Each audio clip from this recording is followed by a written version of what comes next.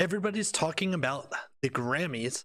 Hiking has a diversity problem, and Psaki acknowledges the big problem at the border and is blaming the Trump administration.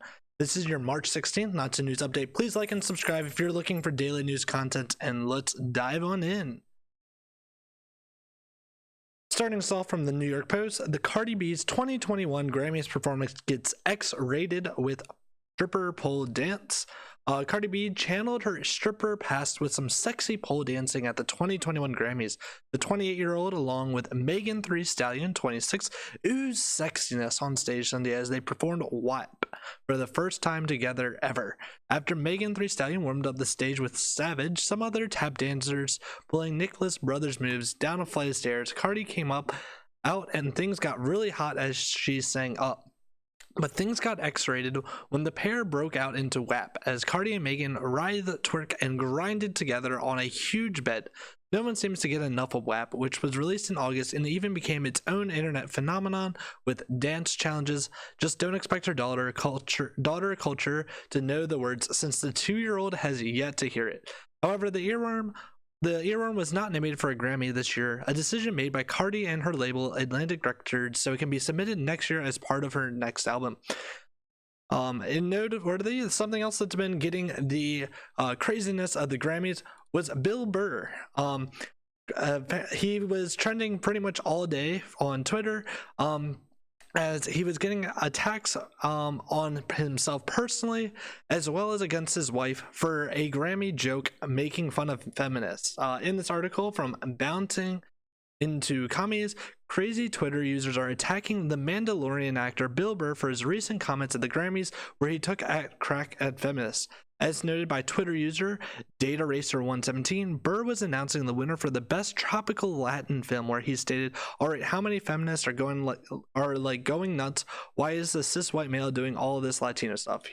Here's a excerpt from the show itself.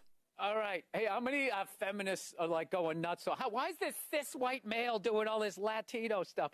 And the Grammy goes. Obviously not, too funny, not really the funniest comments in general, but also just kind of the response from it kind of proves his point. Coming from the Post Millennial, a progressive blogger suggests Bill Burr's wife might be a minority sex servant.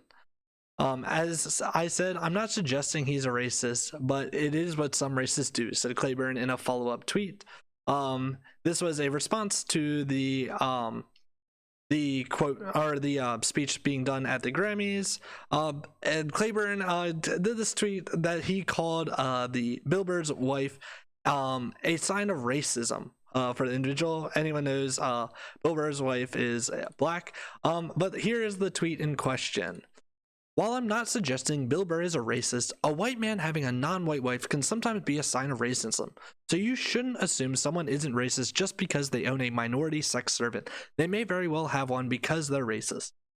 It kind of seems to prove that the more you have to defend that you're not a racist in public, it might be a sign that you're yourself racist. Also, let's just take a moment to appreciate that he refers to someone's wife as a sex servant. This is absolutely despicable. This is obviously an attack on Bill Burr's wife. She is obviously more than a servant to Bill Burr. They have a very great marriage as far as they've kind of shared in the public. But it's also something to note is Bill Burr isn't very big about talking about his wife in public. He keeps his relationship pretty private, which seems to prove the point that he's not flaunting around having a minority wife, a black wife. He seems to be very complacent with people calling out his racism. Another spot in life that obviously is affecting black, indigenous people of color is hiking. Coming from the Los Angeles Times, hiking has a diversity problem. These BIPOC groups are working to fix it. In the article, they state long-time oppression and historical barriers have kept many people of color from feeling comfortable in the American outdoors. Now that may be changing. Groups in South California and around the nation have made their goal to introduce peaceful people of color to nature in a positive way. Their mission is to remove barriers and help people experience the connection, whether they are seeking fitness, healing, personal accomplishment, or knowledge about the outdoors has to offer. For many, the first step is going on a hike. Here are groups working towards a more diverse outdoors. And then they label off a bunch of groups. This is something, I can really get behind, as I love the outdoors. And, I just hated that, the Ku Klux Klan was just, at the bottom of every hiking trail, making sure that African Americans weren't able to appreciate trees. From Tom Elliott, we have Fauci on if Americans may be able to finally schedule a wedding this year. This is a good question. I can't give you the exact date. And very quickly, we know President Biden said at backyard gatherings. I've got a staffer or two that wants this question asked of you, and I'm sure they're not alone, which is, when can people plan an indoor wedding?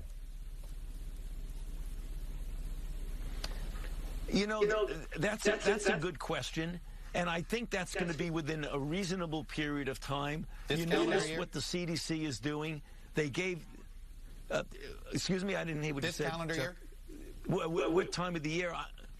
I can't give you that exact date because it's going to absolutely depend. And this gets back to our conversation a minute or two ago. It's going to depend on the level of infection in community. If we plateau and stay at 60,000 a day and go up with a peak, I mean, you can make no prediction. If we keep going down and get to a very, very low level, when we're there and we have a good proportion of the people vaccinated, I think you're going to see weddings in the normal way that we've seen it within a reasonable period of time. But there's always the caveat that it's not going to happen if all of a sudden you have a surge. So be careful in the next month or two for sure. Anyway. If anyone had any question that the lockdowns were a bug of us trying to care about our others, I'm here to let you know that it is a feature of the authoritarian government here. They are trying to tell you that you are not able to get married, that you're not allowed to see the weddings of your loved ones. You're not even able to go to the funerals of those who passed from the virus.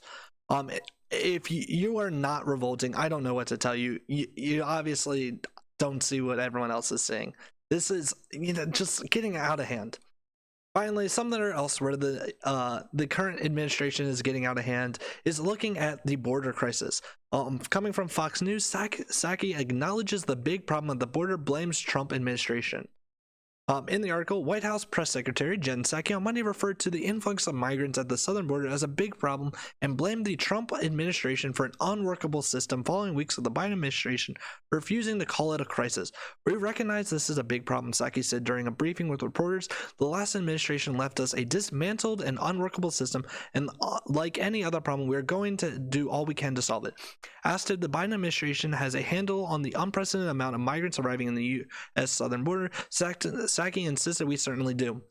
This is just to note that the migrant separation, the kids in cages is at all-time highs, and the reason for this is because of the current administration's border policy, that they are not stopping individuals from coming into the country without being vetted, without having any significant checks, and they are legalizing the process.